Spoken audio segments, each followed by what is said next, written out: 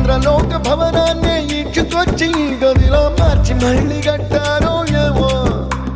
మాయజాలము తెలుసు మంత్రగారడి తెలుసు రెంటి కన్న ఇది ఇంకోటేమో నీలాకాశం నేలాకొస్తే ఇట్టాగే ఉంటాదో ఏమో ఈ సంతోషం దాచాలంటే హృదయాలు ఓ వంద కావాలేమో ఇంతందంగా ఉంటుందా ఈ లోకం ఇన్నాళ్ళు ఈ మనసుకి తెలియాలేదే పాపం